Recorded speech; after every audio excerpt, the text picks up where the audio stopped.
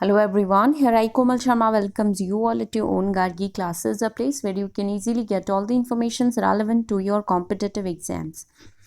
So, जैसे कि अपनी सीरीज चल रही थी of the narrative poem that is Michael by William Wordsworth, तो अब तक अपन ने स्टडी करी है, अब तक अपन ने जाना है all about the life of Michael, उसकी लाइफ के बारे में, उसका जो भी डेली रूटीन रहता है उसके बारे में हमें पता लगा है, उसके क्या क्या बेसिक उसके साथ जो चीज़ें हमेशा साइमल्टेनियसली चलती रहती हैं वो हमें पता चला।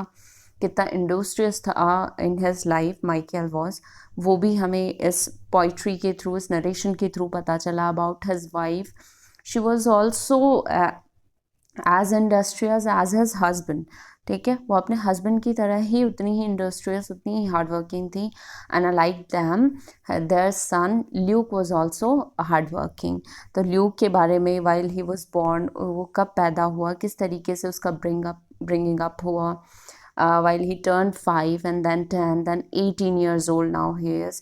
तो इन सब के बारे में हमें पता लगा है इन आर प्रीवियस वीडियोस। तो अब तक अगर आपने वो वीडियोस नहीं देखे हैं, so just go and watch all those videos so that you could come to know all about the life of Michael, right? So अब हम आगे बढ़ते हैं। जैसा कि मैंने बताया था कि अब तक जो चल रहा था बहुत स्मूथ चल रहा था। स्मूथ इन द सेंस कि ठीक है, they were quite happy in their life, वो अपनी लाइफ को लेके हैप्पी थे। दो थ्रू आउट डे वो बहुत ज़्यादा हार्डवर्क करते थे, मेहनत करते थे, still they were happy. But अब माइकेल की लाइफ में जो है टर्निंग पॉइंट आने वाला, एक ऐसा टर्निंग पॉइंट जो उसकी पूरी लाइफ को ट्रेजेडी की तरफ ले जाता है। ठीक है, सो आइए देखते हैं क्या वो एस्पेक्ट है जिसकी वजह से उसकी लाइफ कन्वर्ट होती है into the tragic event. While in this sort the simple household lived from day to day, to Michael's ear there came distressful tidings. Long before the time of which I speak, the shepherd had been bond in surety for his brother's son, a man of an industrious life and ample means. But unforeseen misfortune suddenly had pressed upon him, and old Michael now was summoned to discharge the forfeiture, a grievous penalty, but little less than half his substance. तो अब exactly Michael के life में क्या होता है, जैसा कि ये सिंपल और शॉर्ट लाइफ अपनी जी रहे थे आराम से तीनों जन। तो अब क्या होता है, जैसे जैसे टाइम बीतता है, एक टाइड, एक बहुत बड़ा टाइड, डिस्ट्रेसफुल टाइड माइकेल की लाइफ में आता है। ठीक है, शायद मैंने पहले इस बारे में बताया भी होगा। यहाँ वर्ड्सवर्थ कह रहे हैं, वर्ड्सवर्थ यहाँ पे कह रहे हैं अबाउट माइकेल। सो एग्जैक्टली वो प्रॉब्लम माइकेल की लाइफ में क्यों आई, because Michael was the responsible for his brother's son business.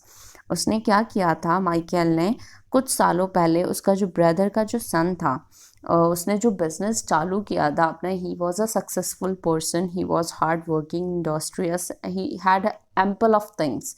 ठीक है, ample of prosperity he had, but उसकी गारंटी, उसके ब्रदर की जो गारंटी थी, उसका नेफ्यू हो गया वो, तो माइकेल के नेफ्यू की गारंटी किसने ली थी, माइकेल ने ली थी कि तुम जो भी ये बिजनेस कर रहे हो उसका गारंटी मैं हूँ, और तुम्हें कोई भी लॉस होता है फ्यूचर में तो उसका जो भी पेनल्टी होगा वो मैं भुगतान करूँगा। पर माइकेल ने कभी ये नहीं सोचा था कि इस तरीके से उसे पेनल्टी को चुकाना पड़ेगा। तो अब क्या है, उसकी जो नेफ्यू है उसकी लाइफ में एक मिसफॉर्चून आया सडनली, जिसने उसको डिसेंबल कर दिया, जिसने उसको डिस्टर्ब कर दिया बुरी तरीके से।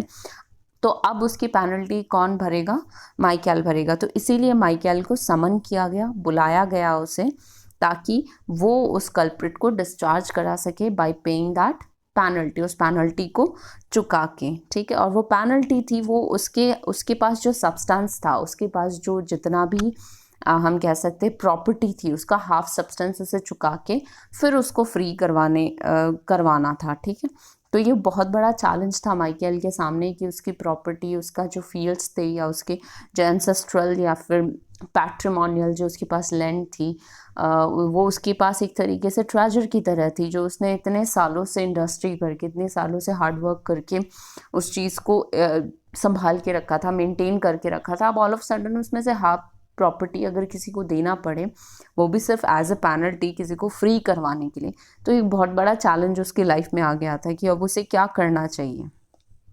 तो आइए देखते हैं आगे क्या होता है, क्या माइकल डिसीजन लेता है, क्या उसके डिसीजंस होते हैं और उसके डिसीजन की वजह से उसकी लाइफ में और भी ज़्यादा हार्शेस्ट जो इवेंट्स है वो अकर होते हैं।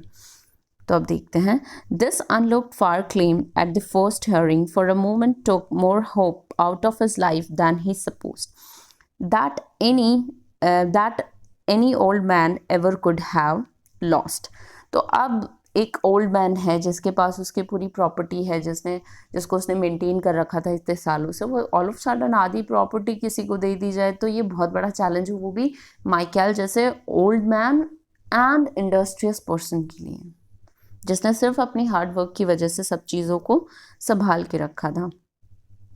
As soon as he had gathered so much strength that he could look his trouble in the face, it seemed that his sole refuge was to sell a portion of his patrimonial fields. अब उसको सिर्फ एक ही रास्ता नज़र आ रहा था कि उसका जो पैट्रिमोनियल फील्ड्स है उसका हाफ पोर्शन उसे सेल आउट करना पड़ेगा और उसे अपने जो नेफ्यू है उसको बचाना पड़ेगा, उसे फ्री करवाना पड़ेगा। Such was his first resolve. He thought again and his heart failed him.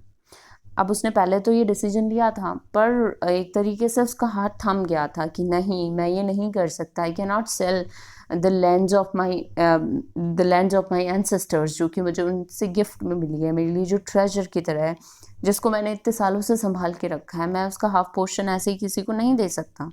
तो इस तरीके के क्वेश्चंस माइकल के माइंड में आ रहे थे। अब वो ये सारा डिस्कशन अपनी वाइफ से कर रहा है, इजाबेल से कर रहा है, इजाबेल को ये सारी चीज़ें बोल रहा है यहाँ पे Michael.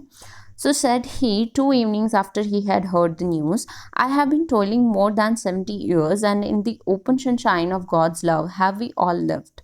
Yet if these fields of ours should pass into a stranger's hand, I think that I could not lie quiet in my grave. तो अब यहाँ पे बहुत ज़्यादा माइकल जो है वो सैड है, वो अपनी वाइफ को बोल रहा है कि मैंने 70 ईयर्स से जिस लैंड को, जिस पैट्रिमोनियल लैंड को मैंने संभाल के रखा है, हार्ड वर्क किया है बीनीथ दिस सनशाइन, और सन ने भी मेरा पूरा सपोर्ट दिया, सन गॉड ने भी मेरा पूरा सपोर्ट किया है इन टॉयलिंग माई वर्क, तो मैं कैसे ही इसको किसी और के हाथों में दे सकता हूँ, किसी ऐसे पर्सन के हाथों में जो कि एक स्ट्रेंजर है। तो मैं ऐसा नहीं कर सकता हूँ, अगर मैंने ऐसा किया तो मैं तो अपनी ग्रेव में भी साइलेंटली ले नहीं कर पाऊँगा, मैं साइलेंटली मर भी नहीं पाऊँगा। I can not die silently, I can not die quietly, peacefully I couldn't live into my grave, कि मैं अपनी ग्रेव में भी क्वाइटली नहीं रह सकता हूँ अगर मैंने ऐसा किया। तो होता है अक्सर एक कॉमन इंसान के लाइफ में, या फिर आपके पास एक कॉमन ह्यूमन बीइंग जिसके पास फीलिंग्स होते हैं, इमोशंस होते हैं, इमोशनली बहुत ज़्यादा स्ट्रांग होता है, उसके पास उसके किसी भी फ्रेंड का या किसी भी पर्सन का दिया हुआ कोई गिफ्ट होता है तो उसको बहुत संभाल के रखता है, ठीक है। और अगर उसे खोने की बारी आती है तो डेफिनेटली कहीं ना कहीं क्वेश्चन अराइज होता है that after losing this thing I can not die quietly, I can not die peacefully. So our lot is a hard lot. The sun itself has scarcely been more diligent than I, and I have lived to be a fool at last to my own family.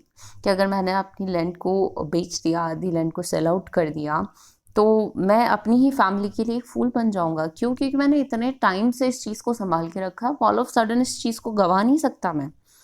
So an evil man that was, and made an evil choice, if he were false to us and if he were not false. There are 10,000s to whom loss like this had been no sorrow.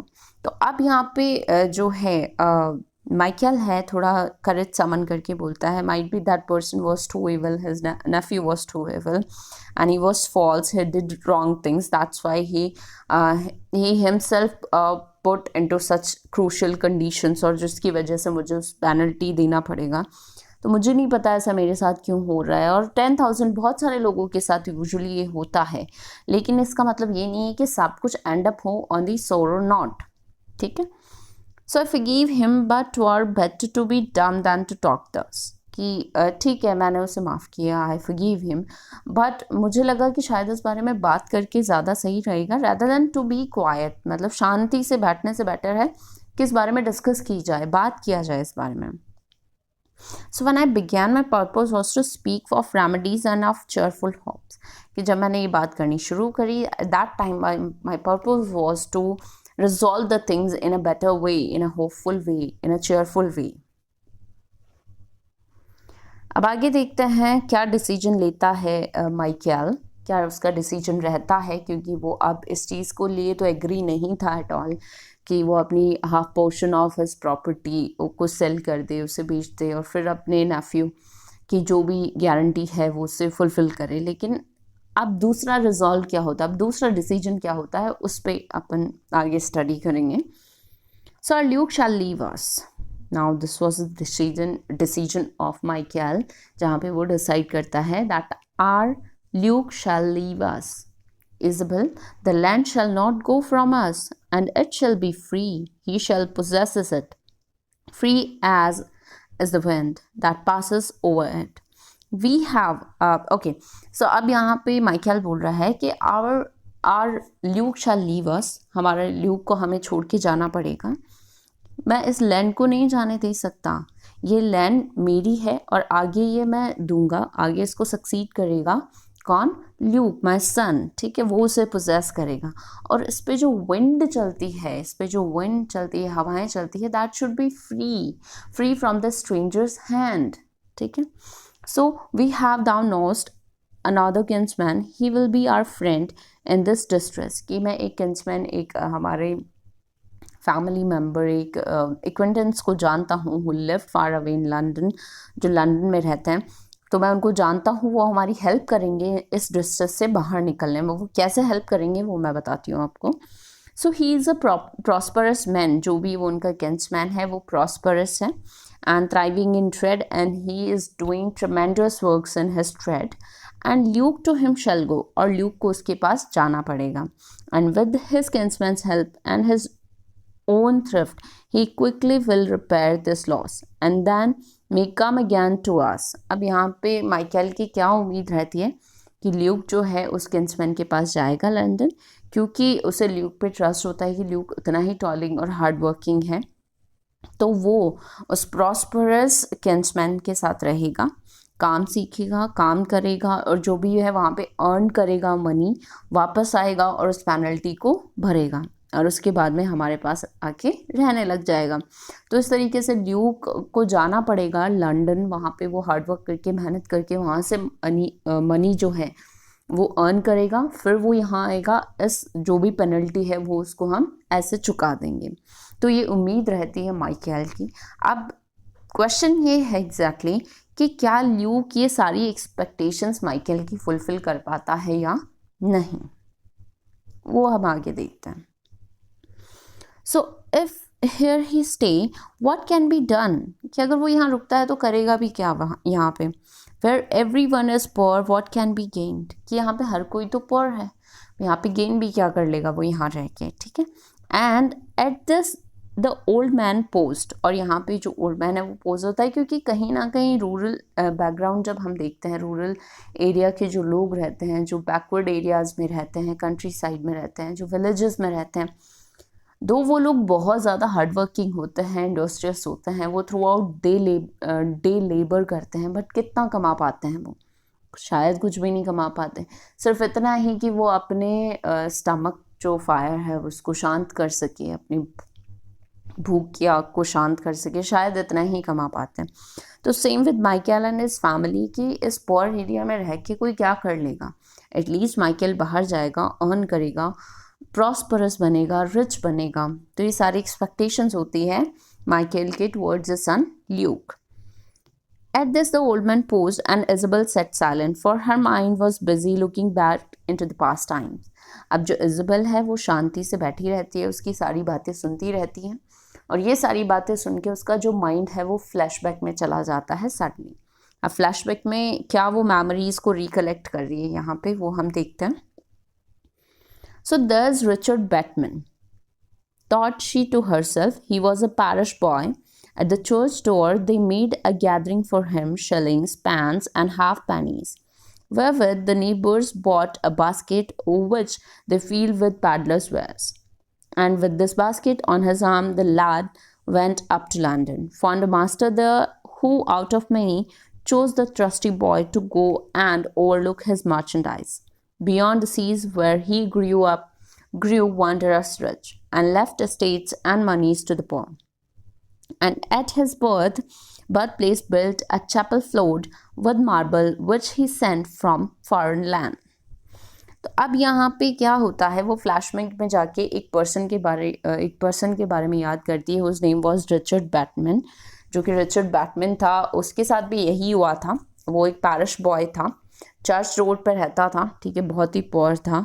तो एक बार क्या हुआ था, वो London जाने का उसने decision लिया, वहाँ पे रह के काम करने का, मनी अर्न करने का डिसीजन लिया उसने।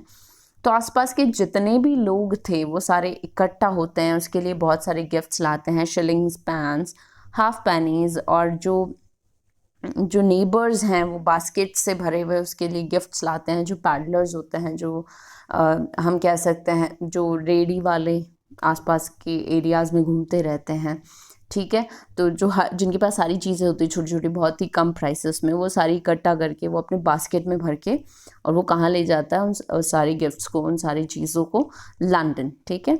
वहाँ पे उसे एक मास्टर मिलता है, राइट। और जो मास्टर है उसके लिए वो बहुत ज़्यादा मेहनत करता है, काम करता है, उस मास्टर का जो फेथ है वो जीत लेता है। He won the faith of his master. और उसके बाद में जो मास्टर है, वो बहुत सारे लोग वहाँ पे काम कर रहे होते हैं बस, बट उस ट्रस्टी बॉय को ही वो चूज़ करता है कि वो जाए ओवरसीज़, जाके वो उसके मर्चेंडाइज, उसके पूरे बिजनेस को ओवरलुक करे, उसको संभालें। टाइम के साथ दैट पर्सन ग्रू वंडरसली रिच, और वंडरसली वो पर्सन जो है, वो जो पैरिश बॉय होता है जो चर्च डोर पे रहता है, बहुत ही पुअर सा, वो बहुत ज़्यादा रिच बन जाता है सडनली अपनी मेहनत के बल पे। और जो पुअर लोग हैं उसके कंट्री साइड में जो वहाँ पे रहते हैं, जहाँ पे उसका बर्थ प्लेस था, वहाँ पे जो भी लोग रहते थे उनके लिए बहुत अच्छा काम करता है वो।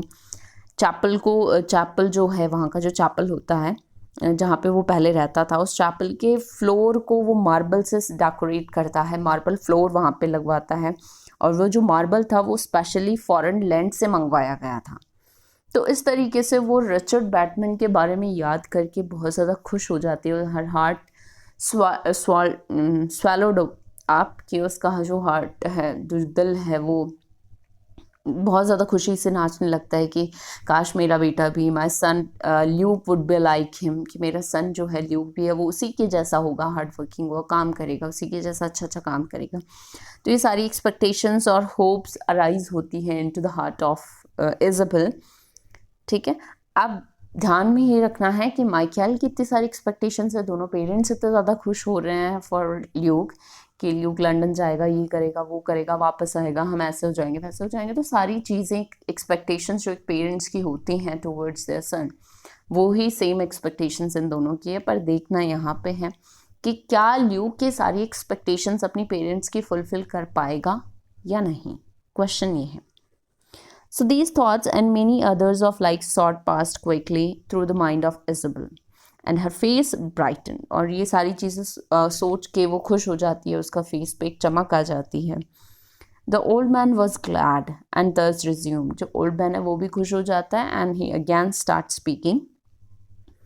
Well, Isabel, this scheme these 2 days has been meat and drink to me. कि ये जो 2 दिन थे वो मैंने सिर्फ अपने आप को इस तरीके से रखा है, मैं सिर्फ इस बारे में सोच रहा था। इन 2 दिनों में मैं सिर्फ इसी बारे में सोच रहा था कि मुझे क्या डिसीजन लेना चाहिए, whether I had to sell out the property of my ancestors, the property of my parents, और the patrimonial property, or I had to send Luke away from us to London to earn money and to come back to pay this penalty. So इन दोनों के बीच में मैं 2 दिन से ही confuse था, मैं यही सोच रहा था। Far more than we have lost is left us yet. We have enough. I wish indeed that I were younger, but this hope is a good hope. और ये सब चीज़ें सोच के मैं यही सोच रहा था कि काश मैं यंग होता, मैं थोड़ा एनर्जेटिक होता, तो शायद मैं और कोई सोल्यूशन ढूंढ लेता। बट ठीक है, ये जो होप है ये भी अच्छी होप है, और मुझे इसमें अच्छा अपना फ्यूचर दिख रहा है। Make ready Luke's best garments for the best buy for him more, and let us send him forth tomorrow or the next day or tonight. If he could go, the boy should go tonight. तो अब यहाँ पे Michael बहुत ज़्यादा excited हो जाता है और वो बोलता है कि ल्यूक के लिए बेस्ट गारमेंट्स प्रिपेयर करो, बेस्ट चीज़ें प्रिपेयर करो, उसके लिए अगर कोई चीज़ खरीदने की ज़रूरत है, कुछ चीज़ परचेज़ करने की ज़रूरत है, तो हमें वो भी खरीदनी चाहिए, हमें इस बारे में दोबारा नहीं सोचना चाहिए। ठीक है, शायद हो सकता है ल्यूक जो है वो आज चला जाए, कल चला जाए, ठीक है, and the boy should go tonight, और हो सकता है रात को ही चला जाए। तो इस तरीके से माइकल बहुत ज़्यादा एक्साइटेड है फॉर ल्यूक कि हम ल्यूक को लंदन भेज रहे हैं। तो एक तरफ तो बहुत एक्साइटेड है, and on another side here Michael seized, वो शांत हो जाता है Michael. And to the fields went forth with a light heart. The housewife for 5 days was restless morn and night, and all day long wrought on with her best fingers to prepare things needful for the journey of her son. 5 दिन तक लगातार जो Isabel है वो अपने हाथों से अपने बेटे ल्यूक के लिए बेस्ट चीज़ें प्रिपेयर करती हैं। ठीक है, 5 morning and day, throughout days and throughout night she busied in preparing for her sons necessary things, जो उसे ज़रूरत पड़े ड्यूरिंग द जर्नी, वो सारी चीज़ें उसके लिए प्रिपेयर कर रही हैं। But Isabel was glad when Sunday came to stop her in her work. अब संडे आ जाता है, फाइनली इज़ाबेल को ब्रेक मिलता है फ्रॉम हर डेज लेबर, कि थ्रू आउट वीक उसको डेफिनेटली काम करना पड़ता है। तो अब संडे आ गया, finally she was happy. For when she lay by Michael's side she through the 2 last nights heard him how he was troubled in his sleep. अब वो 2 रातों से नोटिस कर रही है कि जो माइकल है वो अच्छे से सो नहीं पा रहा है, वो ट्रबल्ड है, थोड़ा डिस्टर्ब्ड है।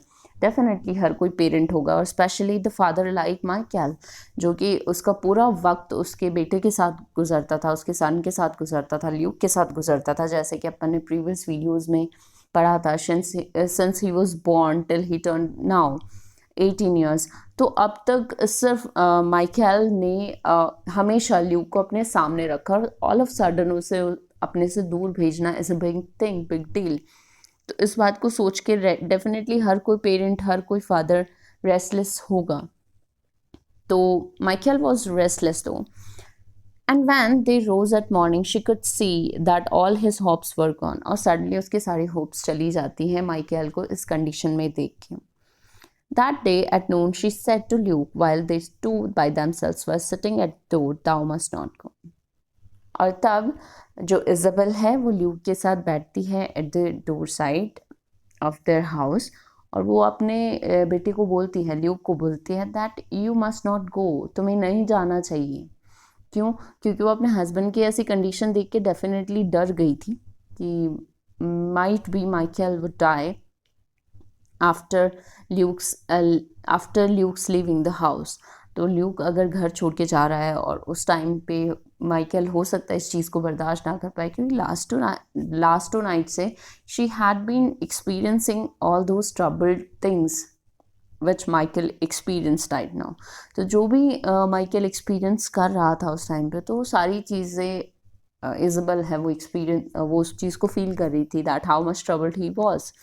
हालांकि उसने डिसीजन तो ले लिया कि ठीक है ल्यूक को जाना चाहिए, वो लंदन चला जाए, ठीक है, अच्छा है, सब कुछ अच्छा होगा, पर इतना आसान नहीं है। We have no other child but thee to lose, none to remember. अब यहाँ पे इज़ाबेल भी थोड़ी डिस्टर्ब हो जाती है, अ मदर्स हार्ट डेफिनेटली। तो being a mother she was also sad after deciding this thing that her son must go now.